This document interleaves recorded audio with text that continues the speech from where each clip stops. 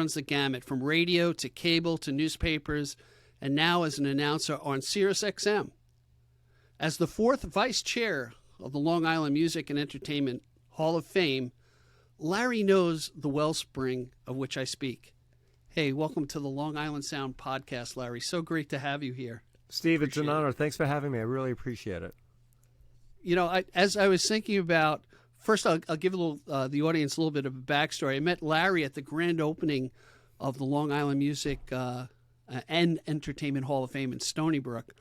And after 16 or so more years, they finally have a home. Mm-hmm. And let me tell you, it was a zoo. It was crazy, wasn't it? What a great night. And what a great night, packed to the gills, and so many famous people from Long Island and abroad. And I tell you, I felt like a kid in a candy store. I met so many great people who became guests on the show. So, and Larry is a result of that. So thank you for being here. Thank you, Steve. It was a great night, and thank you for having me. Sure. So, you know, and I'm speaking truth in that as I get older, I was finding myself in the rut of listening to music that I loved from the 70s. I grew up in the 70s, and obviously Laurel Canyon, Neil Young, James Taylor. I can go on and on. There's a lot of great music out there. But I didn't want to be sitting and reminiscing all the time. I wanted to discover new music. And so I started the podcast, and I got to know that, man, we really have so much talent here on Long Island, both historically and what's happening today. It's really, really kind of amazing. So anyway, so Larry, just to give you real back, and Larry, you can jump into this. Larry began his career with WLIR as a DJ. And if I recall the time frame, I think you were a junior in college. Yes. At St. John's. And pick it up from there, Larry. Yeah, so I had my mentor was Dr. Jack Franzetti, and I'm on the board of the College of Professional Studies for the last 18 years at St. John's, so I still give back to them. And he granted an internship, and I always said, I taught at St. John's for 1 year. I actually taught radio announcing, and I said, you know, intern where you want to work. So if you want to work at ESPN, intern at ESPN. And I wanted so much to work at LIR, and that internship got my foot in the door, because all the DJs, when I finally went on the air, were like basically 10 years older than me, with the exception of like Bob Crane's, Bob Waugh. But it was actually a really good learning experience for me, because I went through the internship, and the day I finished my internship, I got an A, and then they hired me. They hired me in the music department and the production department. I learned editing and radio production, and then they hired me to finally go on the air. Right after I graduated, I became a part-time DJ, and I remember I was scared crap, really. My first song on the air, and this is before we changed the format at LIR, was Neil Young, Hey, Hey, My, Into the Black, the electric version, because I had no idea where my radio career was going to go. And we were never hired for voice. We were hired for music knowledge, because you couldn't fake that, right, and fun. Mm-hmm. And I had this dreaded Long Island accent, which I never would have been hired at any other radio station in the world. And yet I still went through 2 years of speech therapy at the Roslyn Speech and Hearing Center, which I don't even know if it still exists, on my own dime, because my parents, we had 7 I'm the oldest of 7, so my mom had 7 kids in 8 years. All I remember is diapers growing up all the time, so my parents couldn't afford to send me to college, so I worked full-time in a pharmacy. I was a pharmaceutical technician at Mardell's Pharmacy in Hempstead, right up the street from LIR. So I would bounce back and forth from internship to pharmacy, you know, and then eventually I graduated and then went full-time on the air. But that was my learning experience, and I grew up pretty quickly. But also the fact that I had such great DJs and talent around me, I learned so much from them, because I was still coming out of that college radio period at St. John's. I actually did 1 year of college radio at New York Tech, because Bob Cranes and Bob Waugh were respectively the program director and the music director, and they said, hey, we got a shift that's open Wednesday night from 6 to 10 p.m. You want to do with the show? And I'm like, I'll do anything just to get myself better in radio. At that time, New York Tech was the background for Cablevision on Channel 14. So if you went to What's On Today, the radio station was the background. So it was carried like a cable radio station throughout Nassau and Suffolk. So we had a good listenership. So that was kind of the prelude to me going on the air at LIR. You know what? You bring up a good point. I dated a girl from Michigan, and this is down in Florida, and she used to bust my you-know-whats about my New York accent. And, when you go out of state, you realize how heavy it can be. And I'm in sales for my day job. And you work on that because when I was in different states, man, there's an intimidation factor that a New Yorker has on other people. And I worked hard to try to correct my pronunciation and my diction. To a point, I got fairly good at it. When people would ask you, where you're from, I'd say I'm from New York. And they said, no, where are you really from? And then I would turn it back on, and they'd go, oh, yeah, you're from New York.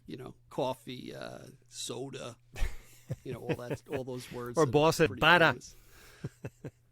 Bada.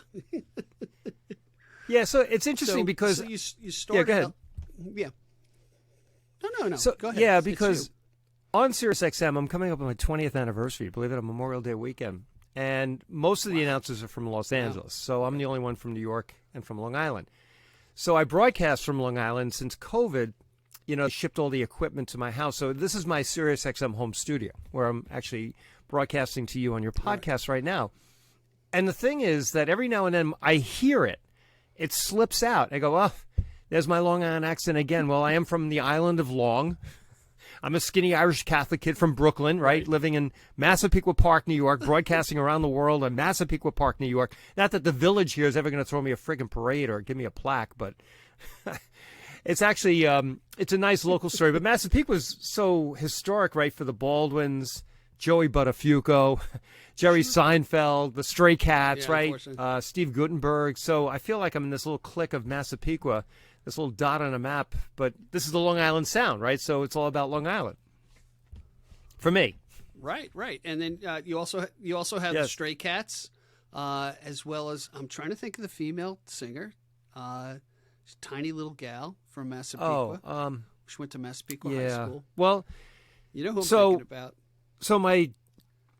Love is a Pat Battlefield. Benatar. So Pat grew up in Lindenhurst, right? Pat Benatar. Yeah, Debbie Gibson grew up in Merrick. Right. Went to high school with my sister Mary at Calhoun High School.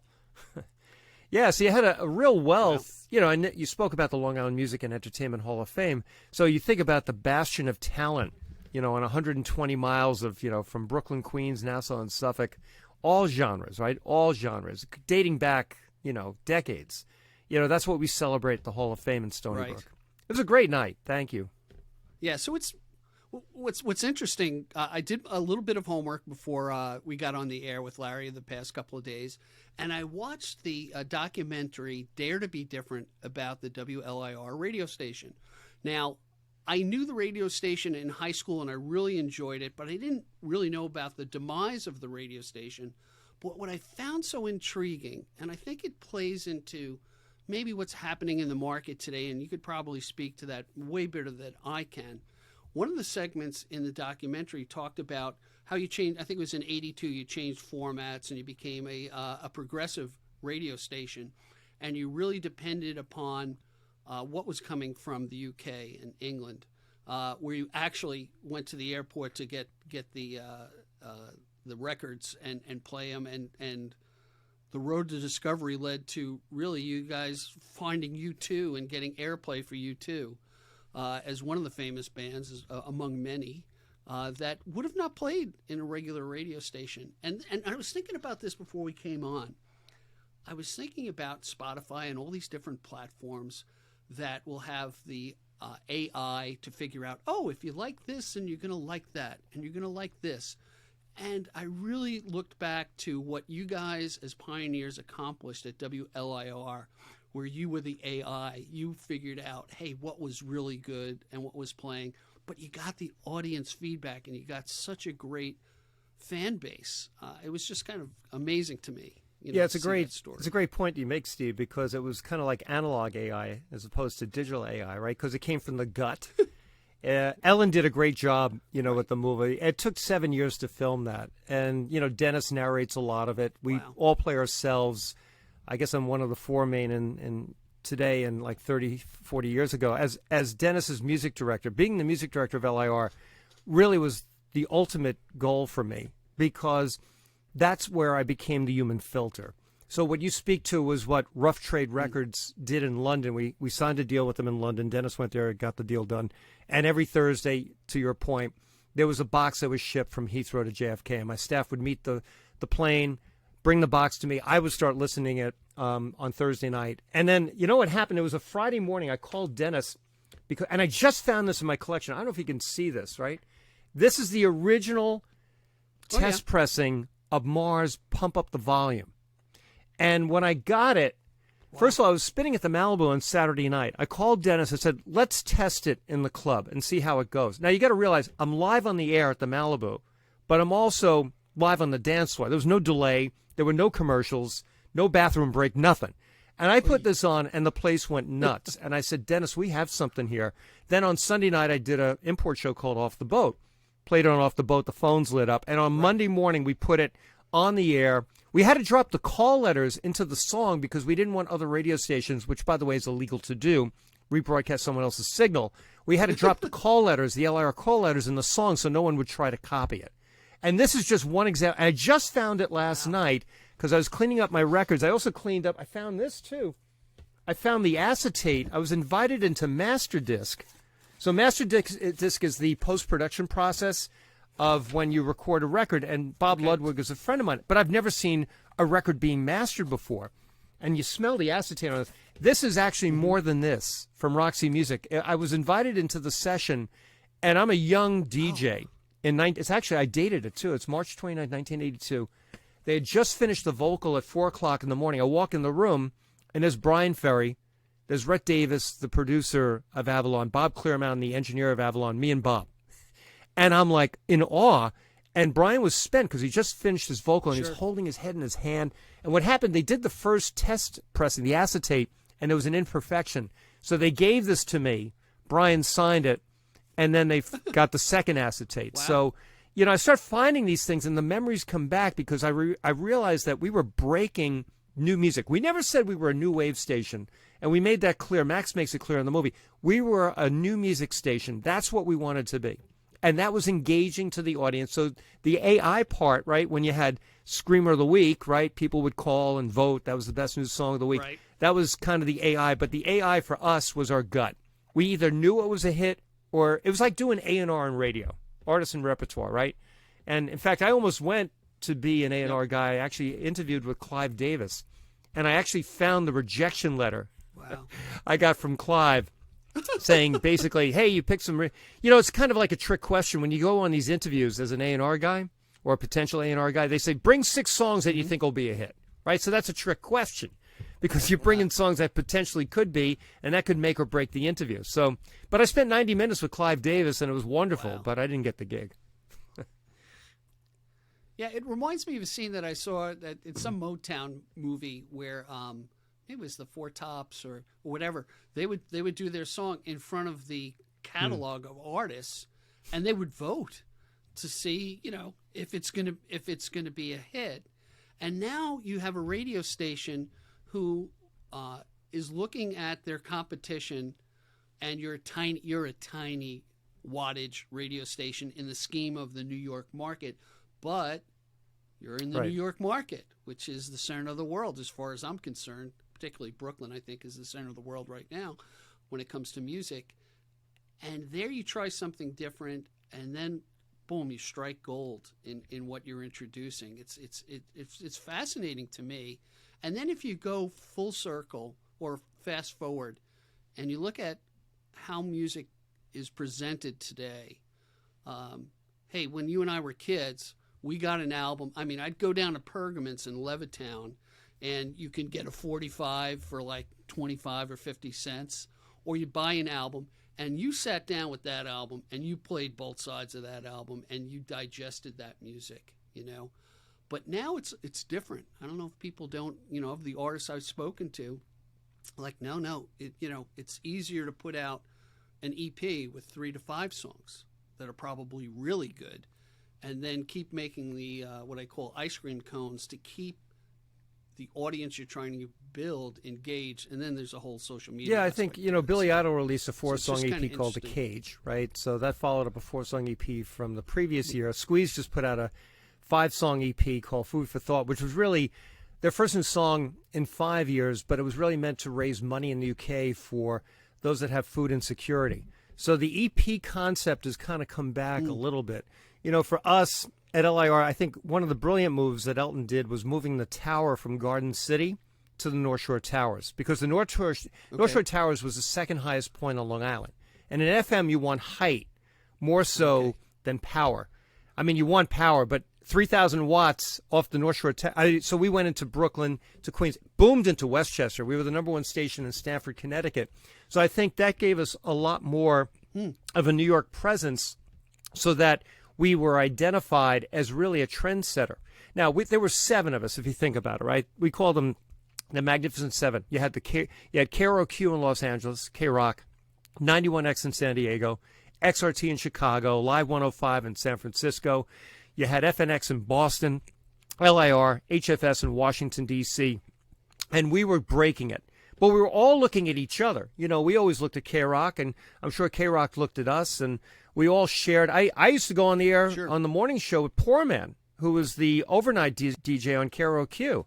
We'd put each other on the air once a week just to talk music. Like, what are you guys seeing? What are you playing? You know, and this is in real time, you know, across a few time zones. And that's how unique it was. I think there was a camaraderie, I think, amongst all of us, because we were kind of like battling the gorillas that were the 50,000 watt radio station, but we were creating the excitement. And we couldn't give a shit, about ratings.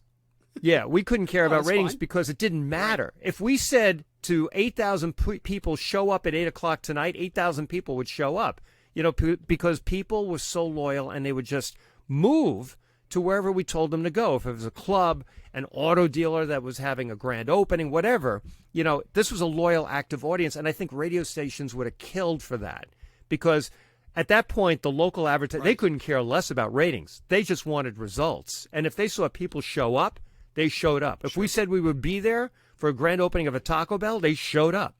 So, interesting times. Wow.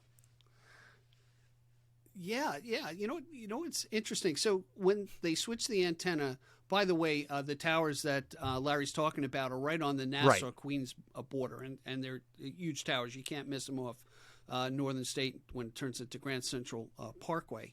When did that happen? Did the change in the format happen first, and then the antenna moved? It's funny you say that, because the format happened first, and what happened was our tower in Garden City was on federal property. It was on the U.S. Post Office's property, and they kept telling us, you got to go. They almost cut the line on us, and we had to move the antenna temporarily to the top of 175 Fulton Avenue in Hempstead. So for a brief time, we were in beautiful downtown Hempstead on the 7th floor with an antenna, and that was kind of depressing because our signal was deplenished until we moved to the top of the North Shore Tower. Right. At that point, you didn't have to build an antenna. You were on top of a large apartment building, right? So you didn't need a stick going up.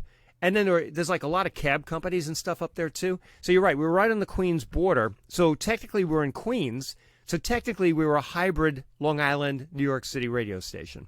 And that became major market for us. Right.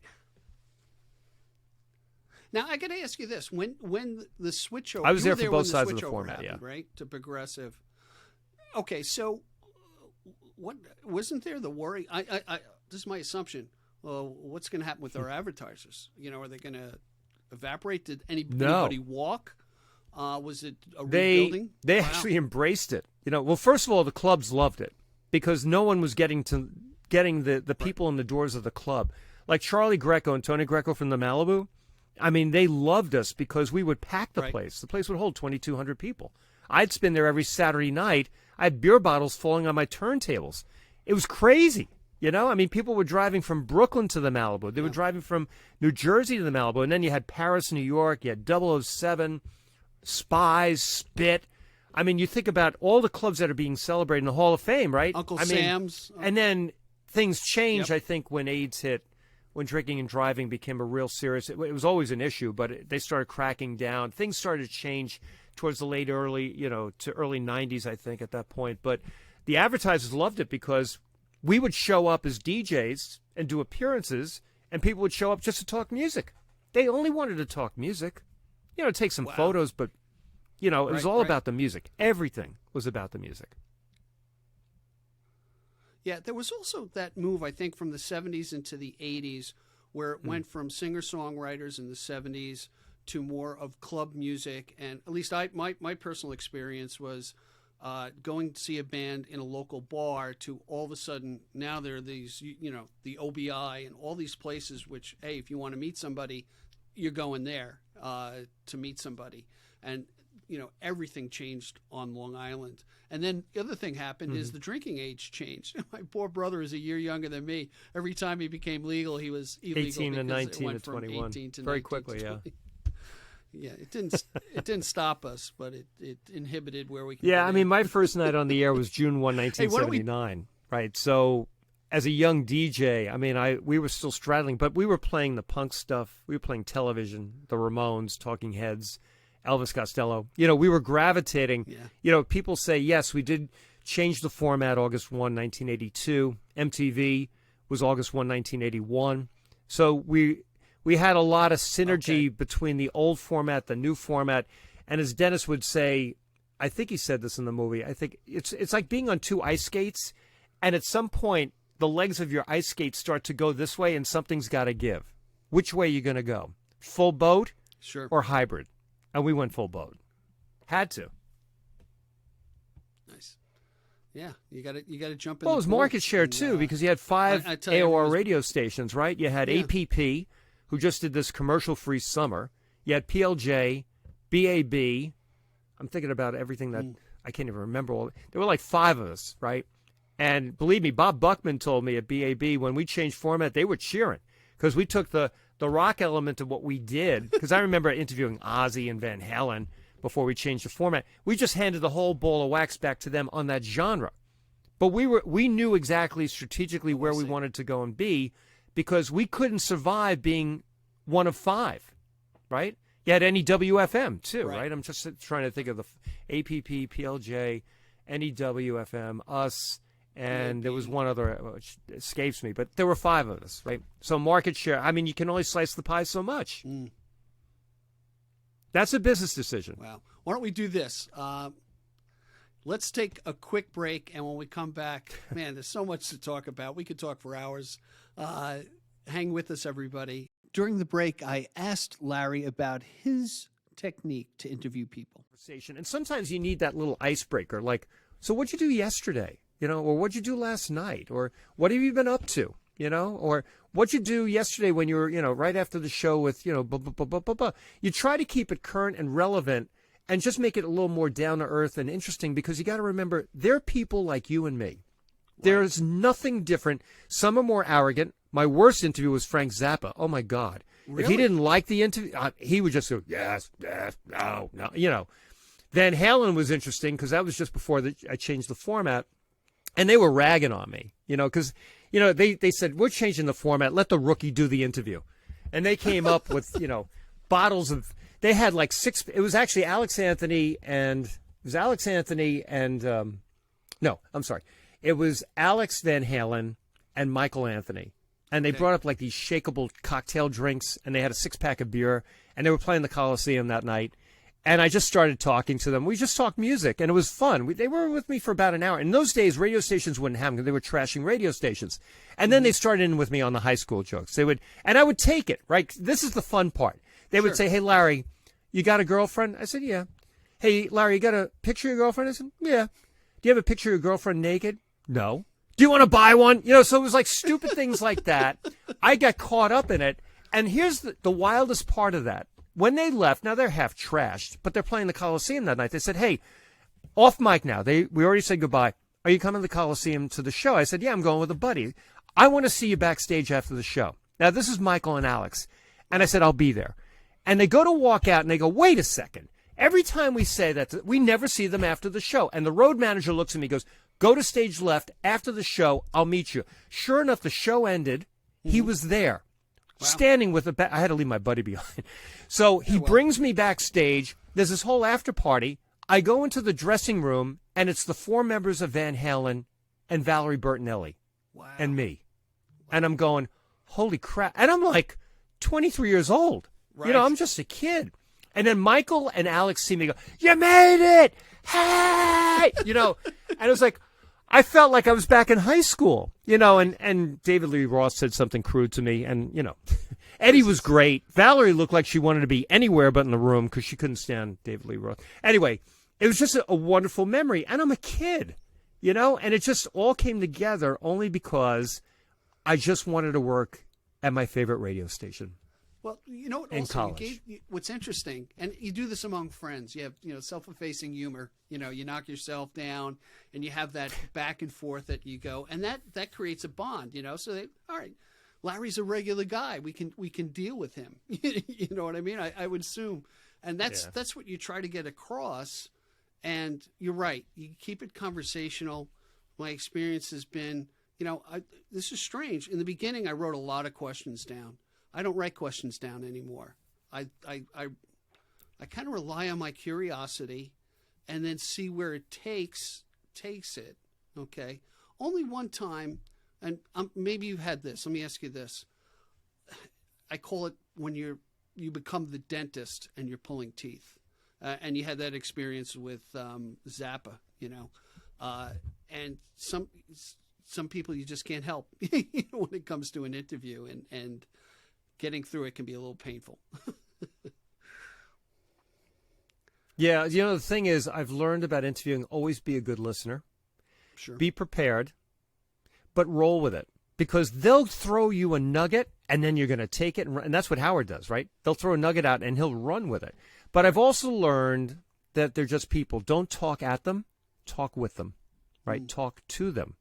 And I believe in the philosophy of intellectual humility, because humility is a gift that some people have and some people don't. I've worked with egotistical DJs in my life, which there have been program directors that have said to them, look, you are a dime a dozen. You are replaceable. There is no HR, right? I can replace you, or I can change the format today and everyone's out of a job, and there's nothing HR can do about it. And that's the part about radio I don't think people really understand, that your talent can be expendable, which is why I went into the business world for a period of time too, but I maintained myself on Sirius XM. So humility, I think, is the key. Never get full of yourself, and just keep in mind, it's the artist, it's the music, it's the listeners, it's not you, the DJ. Right. That's important. And I to be very honest, I've seen myself as I put together the show in post. Man, I actually spoke way too much, and I've cut things out where I'm telling some superfluous story about something, and I'm like, why did I do that? And I try to set that stage, that foundation of, hey, it's about you, it's about what you want to talk about, and giving a platform where people can get to know you and your music at the same time. And I think that's where the curiosity can really work well for an artist, So yeah, well, I've done the same thing as you, because you're a fan. I'm a fan, and you get caught up in the fandom of, oh my God, I'm interviewing Ozzy, right? Now, Ozzy was actually not drinking. He'd been kicked out of Black Sabbath, which, of course, I said to him, so what was it like at the end of Sabbath? He goes, it was a bloody canker, like a canker sore. I'm like, holy crap. I'm talking about the people that have upside down crosses and stuff like that with him. And he goes, I don't know where these people come from, So, I've had fun with it, but I also have to go, sometimes I go, oh my God, I'm interviewing Van Halen. I'm interviewing Ozzy. I'm interviewing U2. And by the way, U2, they remembered LIR. And they came up and did a Sirius XM town hall. And I remember Steve Leeds, great guy, he's the VP of talent there, brought me into the green room. And I'm with the four of them. Okay. And the Edge looks at me and said, how early did you play us? I said, well, we played Boy was an import, but we played this little single called 11 O'Clock TikTok, and his eyes opened up like he had forgotten about the song. And then I mentioned Malibu, December 1981, Final Date, October tour, where they ran out of songs that played I Will Follow a second time, which is not, if you go to the set list, it's not recorded. It was recorded as like song number 8 of the set. And things like that. And I remember Bono giving me this hug, like, I get watery in the eyes thinking about it. Was just the thank you hug. Like, thank you. We never forgot where we came from. And you guys were there. And that's why Paul McGuinness, the manager of U2, did the whole interview with Dennis and Ellen in the movie. Because he said, you guys were there. NEW would try to break, and NEW had great call letters, right? NEW new music, and they could have captured that and ran with it as a New York signal with 50,000 watts of power, but they didn't. And that's okay. That was a business decision. But that's the thing. The artists don't forget. Right. That is the amazing thing. And being on Sirius and knowing the platform, because the satellite actually goes from Canada to Mexico, Costa Rica, the Caribbean, the 48 states. You throw in the app. I mean, I have people listening all over the world in different time zones. So I got to always think about that. And here I am in Massapequa Park, being humble. Exactly. And in fact, didn't my Bono God. mention? I'm blessed. Bono mentioned LIR right from the stage, I think, at the Coliseum, right? At the Coliseum, which is why they put in the movie. Yeah, because that was on the War album, and they remember the Malibu. That show at the Malibu is the biggest bootleg of all. I mean, that show has been bootlegged to death. It was actually December 13th, 1981. I was there, and it was packed, and it was a great show. And the band was a little tipsy. It was the last night of the tour, but they were awesome. Wow. And that tape is out there. If you can find it, you'll know it. It was a great show. So back, I'm sorry, I cut you off there. No, go ahead. So back in the day, you worked the radio, but you also did a radio show from the club. So, man, you could see the audience reaction of what's really hitting for them, and say, wow, this is really, they're feeling this. Fast forward to today. Oh, yeah, it was like a focus group. Because if I put on Just Can't Get Enough by Depeche Mode, and I see the floor light up, and it's amazing, people would dance to Blister in the Sun from Violent Femmes. They would dance to Sanctuary by The Cult. It's like as soon as the song hit, it was like this scream would go through the club. It was a focus group. It really was nothing more than a musical focus group. When I put on Pump Up the Volume, no one knew who this Mars, Pump Up the Volume. Right. And it went to number one. So we were breaking it before it became popular, you know? And that's what we wanted to be known for, the people that were breaking the new music that were future hits. And when they became hits, you know what the little trick was there? We played the dance mix of it when people were playing the single. We were playing the different version of the song that was a lot more hip than when they were playing, you know, like Sweet Dreams, when, you know, from Eurythmics. We'd play the remix. Yep. That's how we got around it. So now, how in your show you pick your own music for your show? I would assume. How do you do that? How do you do your research for that? What's your how do you approach it today? Well, it's funny, you know. So Lori Majewski does a show called Les Feliz, and she is off for the next 6 weeks. So I volunteered to do 3 of her shows. So I'm doing a show this Saturday, and I, you know, knowing the show probably will air afterwards, but it's on demand for 10 days. I'm doing a show called First Wave Nuggets. And what I'm doing is playing songs that almost like when Lenny Kaye did the Nuggets album, these lost singles that people forgot about. Okay. I'm really going deep. Like I'm playing like Prefab Sprout, the Blue Nile out of Scotland. I'm playing Twilight from U2. I'm playing stuff that people go, holy crap, I forgot about that song. Like the Bell Stars doing World Domination. You know, songs that you may have heard in the clubs and go, oh, I remember that song. So that's an example of a show that I'm putting together because I'm just formulating in advance what I want to play, like the 14 songs in 1 hour, because I only get 14 songs, basically, depending on the length. Could be 12, could be 15. So I'm doing that right now. I'm thinking about what I want to do on Saturday for First Wave Nuggets.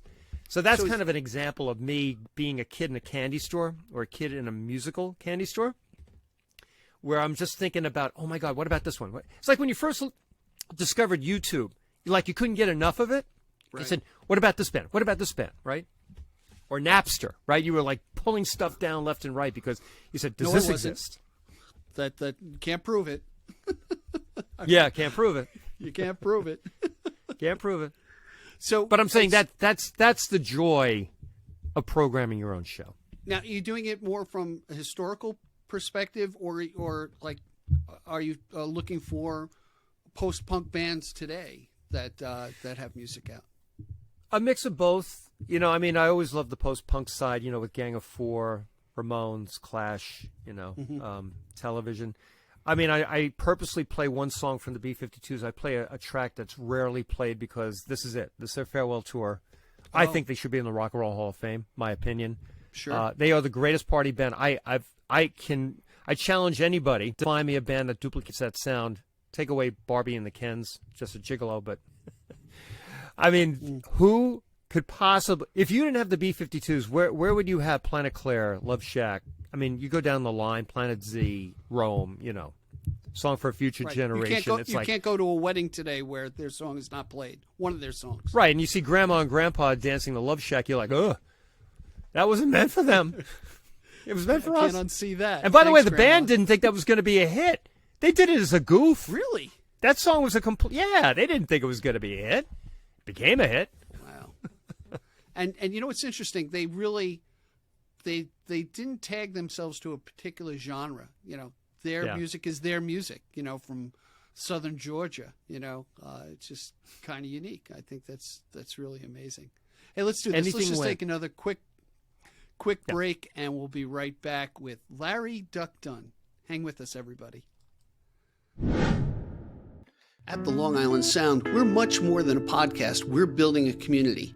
Please go to gigdestiny.com, check out all our social media links, subscribe wherever you listen to the podcast. Please comment, call the listener line, tell us what you think, what questions we should ask, who we should have on the show. And most of all, we thank you for your generous support. And remember, support the artists who are guests on the show. Now back to the podcast. With Larry the Duck Dunn. And Larry, I tell you, you've been a font of information. Thanks for all your insights. You've got all this experience working in all this different media, from magazines to, kind of give me a quick overview of the different places you've been, because I think that'd be interesting to our audience. Yeah, when I left WDRE in 1991, I went full-time into the publishing industry. I worked for Cap Cities ABC, which was bought by Disney. Disney sold us off to Reed Elsevier. Reed Elsevier owns LexisNexis. They own all the Elsevier science books when you go to med school. They own Comic-Con. They started Comic-Con with Reed Exhibition. So I was a publisher with them for 19 years. And in the later part of the years, I was the group publisher of multi-channel news, broadcasting, cable, and video business. Worked on Variety for 5 years. Then was hired to go to Cablevision to run Newsday on the sales side as senior vice president for 7 years, and also straddled Cablevision media sales. And then left after Altice took over and went to Island Federal, where I'm currently, as a senior director of sales and membership experience on the banking side. So I'm having fun. It's a long road from LIR, which stood for Low Income Radio. And we used to say it on the air, too. Well, you Not that management appreciated it, but it was all about the beer at that point, right? Well, that's where you're an expert in humility, because you come from humble beginnings in the radio business. So, hey, I got a question for you. Where do you see the newspaper business? Is it dead? Is it gone? No, I think print will always survive. I think that there will be newspapers that won't evolve into a digital event print format. I think, what we tried to do at Newsday was to evolve into more events and digital and video. And, because we're owned by Cablevision, we had synergy with News 12. Pat Dolan is doing a great job. He owns Newsday now. He bought it from Altice. And, he's trying to make Newsday into a multimedia company. And I think he's succeeding greatly in that. And I think that, I cheer Pat on. I used to, be in monthly meetings with Pat, working for Jim and Kristen. It was a great time for me. I learned a lot. It was an easy transition being the publisher of magazines that oversaw the cable industry and the broadcast and satellite side.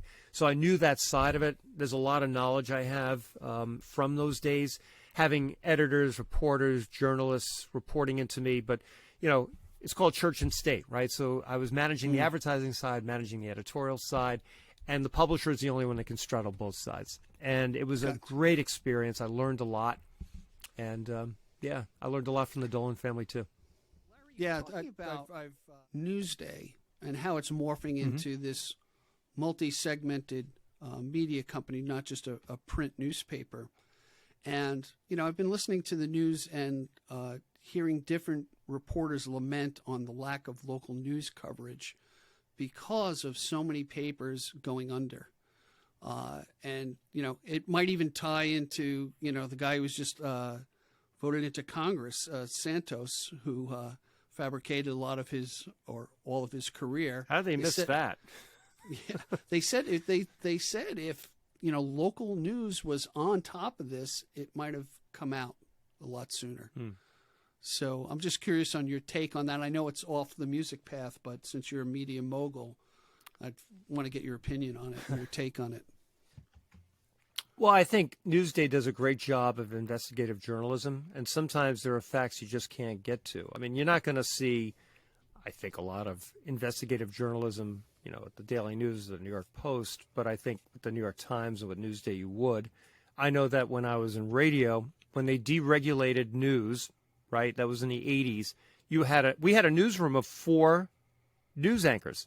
We went to 1 overnight, literally, because when they deregulated it with the FCC, it really did harm, I think, to newsrooms in general. You'll always have eyewitness news, and you'll always have the local, journalistic reporters in New York. But if you remember, News 12 was started because when they did the Media Watch, right, how much news was focused on Long Island at Eyewitness News? It was probably 1% of all the content that they broadcast in a year. That was the whole reason News 12 was created, right, so that they could do and focus on Long Island strategically, journalistically, and invest in being an investigative reporter, because you weren't going to get it from the New York stations. And I'm sure you could say the same about New Jersey and Connecticut from the stations, but Long Island is New York, and no one was covering it until News 12 came along in the mid-'80s. And that's when we lost people like Carol Silva. But she jumped, to News 12 wisely. LIR was going to go under eventually anyway. And News 12 did that whole feature when LIR went off the air. So I think it is true, with the collapse of budgets overall and the fact that it takes talent to investigate from a journalistic point of view, that costs money. But I can tell you, having worked at Newsday, there was always a large financial commitment put behind the newsroom. That was the one thing that was their anchor, was the fact that no one else could go deeper than News 12 and Newsday. That was just a fact. So the sad thing is that deregulation started the beginning of the downturn of the financial commitment into the newsroom. The good news is you still have, thank God, Newsday and News 12 still covering Long Island and digging in. Right. Well, and if you look at, I think about every iPhone, every phone that's out there is its own. Everyone's a reporter. Everyone's a reporter, potential reporter. Yeah. And if you look at the news today as opposed to 20 years ago, we're using that footage from somebody's iPhone that caught an incident or what have you, and plugging it in. And then all the different sources of news. I mean, people are getting their news off Instagram and TikTok, Right, and technology is driven. iPhones have great broadcast quality. I've used in an emergency when my internet's gone down, I've used my voice recorder on my iPhone, and you wouldn't know the difference between that and this microphone. Right. What's interesting, of the artists that I've spoken to over the past year, and I see a generational gap, to be honest with you. Great musicians, but haven't grasped the social media aspect of things. You can't make money in music unless you're going out gigging or you're selling merchandise or you're on Twitch with a show on a Monday night doing that. So I see that gap. But then I've seen some younger, and I have one example, the Como brothers. Unbelievable. The guys remind me of the Everly brothers, okay?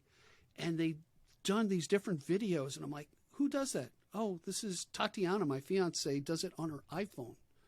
And it's shocking how great it is, And they're putting up every couple of days. I mean, they're writing songs like Ice Cream Cones, man. Every couple of weeks there's a new song coming out. And I hear them doing a plug for them. I have no financial interest. But I just find it interesting on how people get their music out and how they need to be heard, whether it's locally and could be internationally too, right? On social media. It's interesting. Right. Well, that's why social media becomes important, because everything goes viral so quickly. And think about the artists that have grown just because of social media, because those are the platforms that are driving it. Word of mouth, right? Interest. And it multiplies quickly, really quickly. Yep. More so than in a lot of other platforms. Yep. And that's how you have to get the word out. Yeah, because it's hard. One of the pioneers is Justin Bieber. I can't believe I'm talking about Justin Bieber on my podcast, but he was a young YouTube sensation, and then he got recognized, and he had talent, and has talent, I guess. And that's the end of that story, so go figure that out. So as with everything else, there's a lot more change that is coming upon us. But it's the music industry. As I'm a sidecar of a sidecar in this with a podcast. But let me tell you, it's a lot of fun, and there's a lot of interesting people like yourself out there sharing the knowledge. But I do want to end on this, and I do want to talk about the Long Island Music and Entertainment Hall of Fame, which you're what the heck is a fourth vice chair? Does that mean you sit in the back? So I'm a vice chairman of the board. There's 4 of us. So, Okay. But you look at Norm Presslin and Jim Faith. You look at the founders, where it all began. It really began with them. I'm just proud to be on the board of directors. Right. So we'll do a shameless plug for them. They're in Stony Brook. They're open, I think, Wednesday through Sunday from like 12 to 5, and they're doing something Correct. really 99 Main interesting. Street. 99 Main Street, and they're doing something interesting where they're inviting artists in to play in the stage that they have there, and that's really starting to drive some good attention. So Yeah, we just did comedy, too. That was packed. That was a lot of fun. Yeah. So how did you? Yeah, because the entertainment portion of it, too. It's Long Island Music and Entertainment Hall of Fame. So, So the you're comedians, testing out the your, actors, the musicians. You're testing your stand-up comedy act finally? No. I could never do. No. That's when you feel naked on a stage. Comedy, I could never do that. I would be a victim. I would never subject myself to that. I hear you. I can't even pull that off. Well, Larry, it's been a real pleasure. Thanks for the great conversation and your insights on the business and on interviewing. It really validated a few things and it's helped me out. So I look forward to talking to you again and seeing you out there on Long Island. Thank you, Steve. Keep up the great work you're doing on the Long Island Sound. Really appreciate it. Have a great day. Thanks, brother. Be well. Thank you. Thank you for joining us today. I appreciate the time you spent with us. Please subscribe and comment and visit us at gigdestiny.com. Till next time, be generous with your joy, keep your spirits high, and let the music take you on a journey. Be well. Peace.